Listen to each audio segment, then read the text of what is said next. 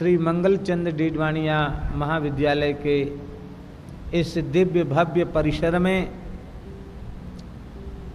श्री गायत्री पुरस्करण महायज्ञ की सन्निधि में पूज्य संतों की पावन उपस्थिति में एवं हमारे परम श्रद्धेय युगल महापुरुष पूज्य श्री गोरीलाल कुंजवाले महाराज जी एवं पूज्य श्री रेवासा महाराज जी, ये दोनों ही हमारे परम आदरणीय परम पूज्य आचार्य कल्प गुरुकल्प हैं। इन दोनों महापुरुषों के चरणों में हम सादर दंडवत प्रणाम निवेदन करते हैं एवं इनसे आशीर्वाद की याचना करते हैं कि ये युगल महापुरुष अपना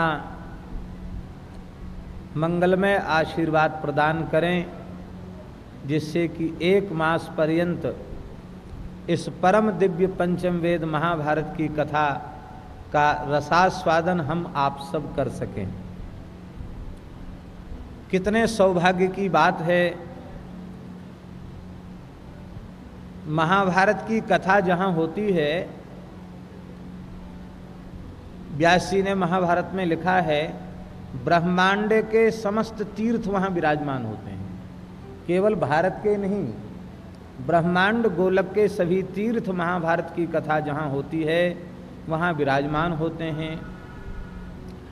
भूलोक के देवता सिद्ध ऋषि मुनि वहाँ सूक्ष्म स्वरूप से आकर विराजमान हो जाते हैं।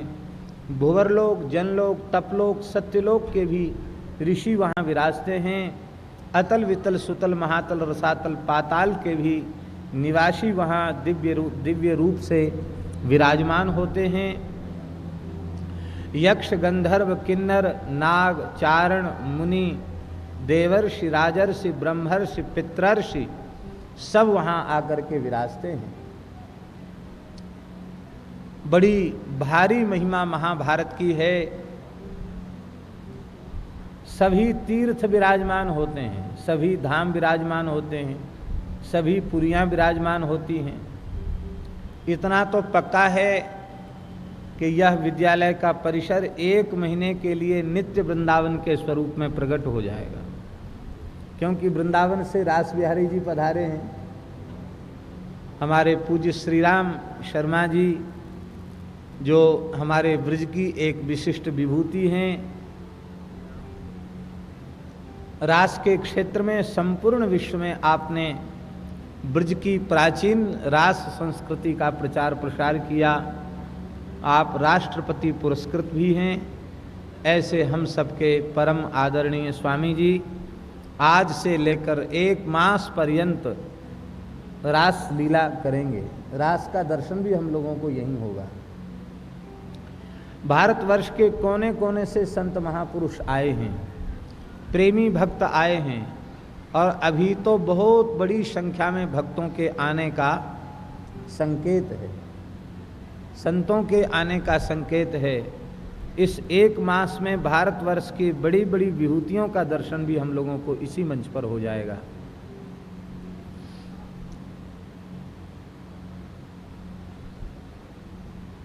दस तारीख को हमारे ब्रज के नंद बाबा के रूप में जिन्हें लोग अनुभव करते हैं, ऐसे ब्रज के महान प्रेमी अनुरागी सिद्ध संत श्री कारश्नी गुरु स्वामी शरणानंद जी महाराज भी पधारेंगे और 3 दिन यहाँ निवास करेंगे, कथा श्रवण करेंगे। पूज्य स्वामी श्री गोविंद देव गिरी जी भी कृपा करके पधारेंगे और अनेक महापुरुष सुखताल वाले ब्रह्मचारी जी महाराज भी पधारेंगे। बहुत से महापुरुषों के आने का संकेत है। हम सब उनका यहाँ मंच से दर्शन करेंगे। हम सबका सौभाग्य है। संत दर्शन भी हमें होगा और इस दिव्य ग्रंथ के श्रवण का सौभाग्य भी हमें प्राप्त होगा। हम भगवान कृष्ण द्वैपायन व्यास जी के चरणों में अनंत प्रणाम निवेदित करते हुए प्रार्थना करते हैं कि वे व्यास नारायण स्वयं हमारे हृदय में, हमारे कंठ में, हमारी वाणी में विराजमान हो जाएं और इस शरीर को माध्यम बनाकर इस विराट ग्रंथ को जैसे चाहें, जिस रूप में चाहें, वे उसका निरूपण करा लेवें। हमारी सामर्थ्य नहीं है। महाभारत ग्रंथ की महिमा इतने से ही हमें समझ लेनी चाहिए। देवर्षि नारद जी का वाक्य है। देवर्षि नारद जी कह रहे हैं, जिज्ञासितम सुसंपन्नम अपिते महदद्भुतम कृतवान भारतम यस्त्वं सर्वार्थ परिवृंहितम। नारद जी कह रहे हैं, हे व्यास जी, जिस तत्व का प्रत्यक्ष अनुभव करना चाहिए उस परम परमार्थ तत्व ब्रह्म तत्व का आप अपरोक्षानुभव कर चुके हैं। उस ब्रह्म तत्व को अच्छी प्रकार से आप जान चुके हैं, समझ चुके हैं, प्राप्त कर चुके हैं। आप शब्द ब्रह्म पर ब्रह्म दोनों में निष्णात हैं। अब प्रश्न उठा कि इतनी बड़ी बात आप कैसे कह रहे हैं मेरे संबंध में? ध्यान दें, नारद जी कहते हैं, कृतवान भारतम यस्त्वं सर्वार्थ परिवृंहितम। जिस महाभारत में सनातन धर्म का कोई भी ऐसा विषय नहीं है जिसकी चर्चा न की गई हो, ऐसे महाभारत ग्रंथ को आपने प्रस्तुत किया है। ये महाभारत ग्रंथ इस बात का प्रमाण है कि व्यास जी आप शब्द ब्रह्म पर ब्रह्म दोनों में निष्णात हैं। जिसने भगवत साक्षात्कार प्राप्त नहीं किया होगा वह इस प्रकार का ग्रंथ नहीं लिख सकता। महाराज जी, महाभारत के महात्म्य में एक श्लोक आया है, ब्रह्मा जी ने अपनी ज्ञान विज्ञान रूपी तराजू पर एक पलड़े पर चारों वेदों को विराजमान किया, 6 अंगों के सहित। छंदः पादौ तु वेदस्य हस्तौ कल्पोथ पठ्यते ज्योतिषा मैनम चक्षुः नरोत्रम श्रोत्रमुच्यते शिक्षा घ्राणम तु वेदस्य मुखम व्याकरणम स्मृतम। ये 6 अंग हैं। 6 अंग जिन्हें 6 शास्त्र भी कहते हैं। इन 6 अंगों के सहित चारों वेदों को एक तराजू पर रखा और महाभारत को एक तराजू पर ब्रह्मा जी ने रखा। चारों वेद और 6 शास्त्र, महाभारत की महिमा और गरिमा, इन दोनों के आगे इनका पलड़ा थोड़ा हल्का हो गया, महाभारत का पलड़ा भारी हो गया। महाभारत इसको क्यों कहते हैं? लोगों में एक प्रसिद्धि हो गई, जैसा कि पूज्य रेवासा महाराज जी कह रहे थे कि जो घर में महाभारत रखता उसके घर में महाभारत हो जाता है। ऐसी एक प्रसिद्धि हो गई। हमने भगवत कृपा से, गुरु गोविंद की कृपा से संपूर्ण महाभारत का आद्योपांत पारायण किया है। उसके खिल भाग हरिवंश के सहित और जैमिनी अश्वमेध पर्व के सहित जो भी महाभारत वर्तमान समय में उपलब्ध है, उस संपूर्ण ग्रंथ का भगवत कृपा से हमने पारायण किया। लेकिन हमने यह कहीं वाक्य नहीं पढ़ा कि जो महाभारत की कथा कहता है, महाभारत की कथा सुनता है, अथवा जिसके घर में महाभारत ग्रंथ विराजमान होता है, उसके यहाँ कलह हो जाता है। महाराज, महाभारत में लिखा है केवल महाभारत की पोथी जिस घर में विराजमान होती है उस घर में कभी कोई झगड़ा झंझट नहीं होता। वहाँ रहने वाले लोग मोक्ष को प्राप्त कर लेते हैं। लिखा है उसकी हथेली पर विजय होती जिसके घर में महाभारत होती है। महाभारत का एक श्लोक है, नोट करने योग्य है।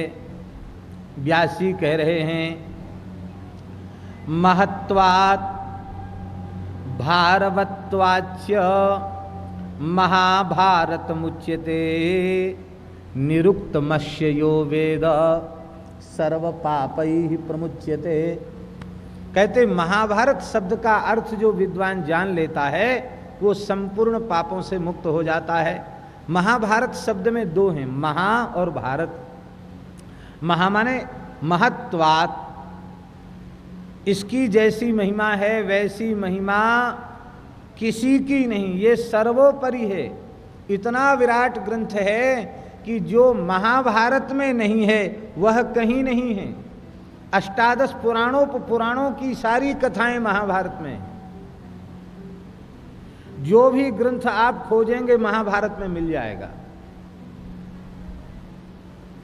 और जो महाभारत में नहीं मिला वो कहीं नहीं मिलेगा।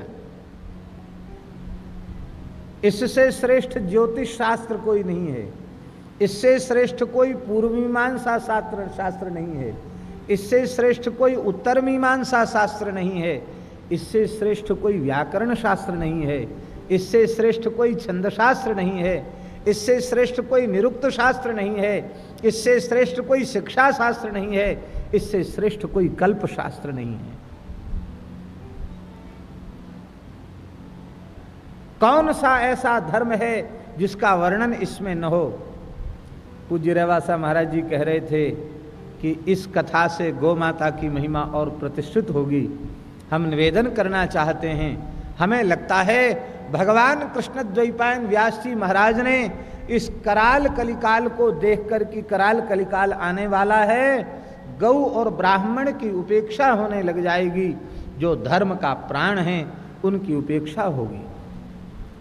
तो गौ ब्राह्मण और संत इनकी महिमा को प्रतिष्ठापित करने के लिए ही लगता है भगवान कृष्ण द्वैपायन व्यास जी महाराज ने पंचम वेद महाभारत प्रकट किया।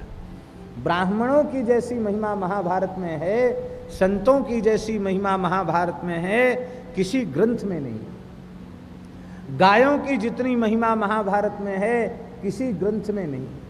अद्भुत ग्रंथ है। अब एक कहावत है, हाथ कंगन को आरसी क्या। आप स्वयं श्रवण करेंगे तब आप समझेंगे। लोगों को लगता है 1 महीने का समय बहुत अधिक है, जैसे भागवत जी के लिए 7 दिन का समय अपर्याप्त है फिर भी सप्ताह कथाएं होती हैं, जैसे भागवत की सप्ताह कथा की मर्यादा का निरूपण है, ऐसे ही महाभारत ग्रंथ में महात्म्य में लिखा हुआ है कि हर मनुष्य को प्रत्येक चातुर्मास में महाभारत का पारायण करना चाहिए और महाभारत की कथा सुननी चाहिए। हर भारतवासी को, हर आस्तिक मनुष्य को प्रतिवर्ष महाभारत की कथा सुननी चाहिए।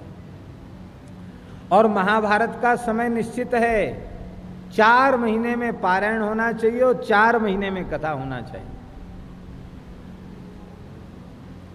आषाढ़, सावन, भादों और आश्विन, ये 4 महीने हैं महाभारत की कथा के लिए, प्रतिवर्ष निश्चित हैं।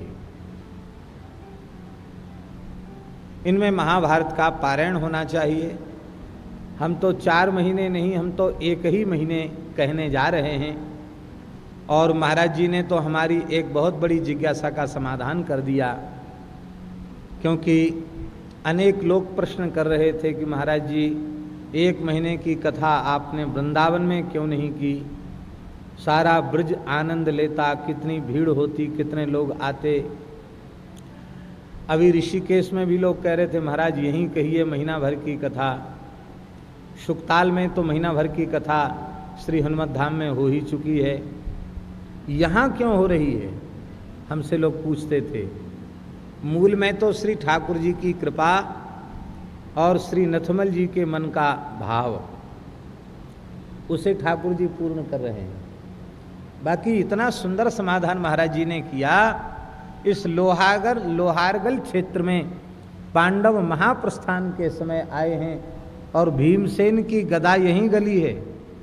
व्यास जी ने कहा है जिस तीर्थ में जाकर तुम्हारी यह गदा गल जाए, समझ लेना उस तीर्थ में पहुंचकर हम गोत्र हत्या के पाप से मुक्त हो गए।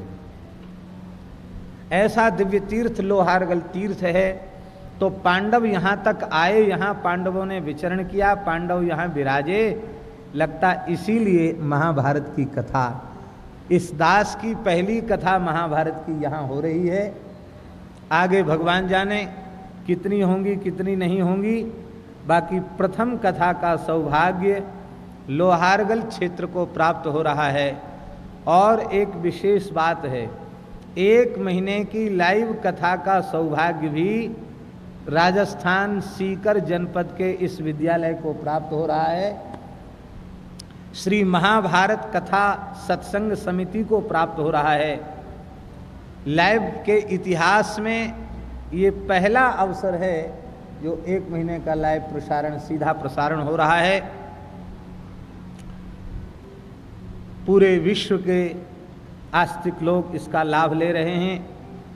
हमारी अभ्यर्थना है अधिक से अधिक लोगों को इसका लाभ लेना चाहिए, क्योंकि इस प्रकार के आयोजन सहज संभव नहीं है, भगवान की विशेष कृपा हो तभी संभव है। महाराज जी, इस कथा के पूर्व ही वातावरण दिव्य हो गया। भगवान का दिव्य भव्य मंदिर बालाजी का बनकर तैयार है। श्री सीताराम जी, लखनलाल जी, हनुमान जी, गौरी शंकर भगवान, हमारे वृंदावन बिहारी श्यामा श्याम विराज रहे हैं।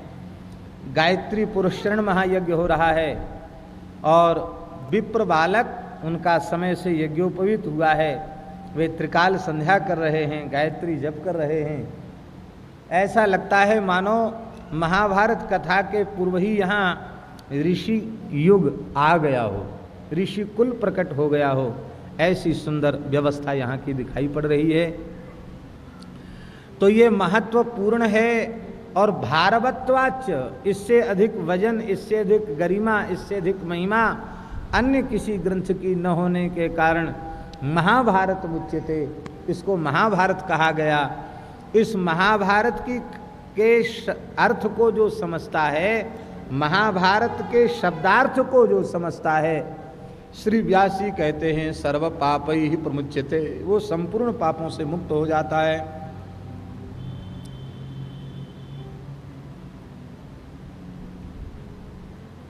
महाभारत कथा की प्रेरणा हमें परम पूज्य विद्वद्वरेण्य गोभक्त, राष्ट्रभक्त और वैदिक संस्कृति के प्रचार प्रसार में जो लगे हुए हैं, वेद विद्यालयों की स्थापना पूरे देश में जो कर रहे हैं, ऐसे हमारे श्रद्धेय पूज्य स्वामी श्री गोविंद देव गिरी जी, जो भारत मंदिर माता के पट्टाभिषिक्त अधिकारी भी हैं, वे महाभारत की कई कथाएं कह चुके हैं। उन्होंने दास को कृपा करके महाभारत कथा के सीडी प्रदान किए। हमको भी कुछ श्रवण का सौभाग्य मिला। मन में हमें प्रेरणा हुई कि पाठ भी करना चाहिए और कथा भी करना चाहिए। हम अपने प्रेरक के रूप में उनके चरणों में सादर वंदन करते हैं। एवं इतने बड़े ग्रंथ की कोई मर्यादा होनी चाहिए। यद्यपि संपूर्ण ग्रंथ को आद्योपांत गुरुमुख सुना जाए उसमें तो कई वर्ष लगेंगे, लेकिन इसी ज्येष्ठ शुक्ल पंचमी को, श्रुति पंचमी को, जो हमारे पूज्य श्री सद्गुरुदेव भगवान की तिरोभाव तिथि है, उस तिथि पर पूज्य श्री रमण रीति महाराज जी विशेष इसी कार्य के लिए पधारे थे, क्योंकि इस प्रकार का मुहूर्त बहुत समय के बाद आया था और उन्होंने ग्रंथ का विधिवत पूजन करके कुछ श्लोकों का हमें उच्चारण भी करा दिया। तो मन में एक ये भाव था कि भाई इतने बड़े ग्रंथ को कहने जा रहे हैं तो कम से कम 10-5 श्लोक किसी गुरुकल्प महापुरुष से श्रवण कर लें, तो जिससे एक ग्रंथ की मर्यादा रह जाए। तो उन्होंने अत्यंत कृपापूर्वक हमें महाभारत का कुछ मूल पारायण कृपा करके समझाया है, उच्चारण कराया है।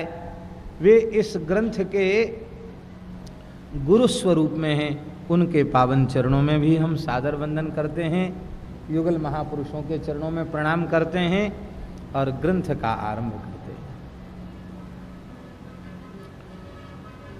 नारायणं नमस्कृत्य नरं चैव नरोत्तमं देवीं सरस्वतीं व्यासं ततो जयमुदीरयेत्।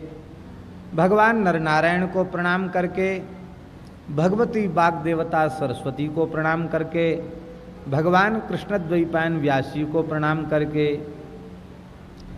जय नाम वाले इस महाभारत ग्रंथ का पाठ करना चाहिए, इसकी कथा कहनी सुननी चाहिए।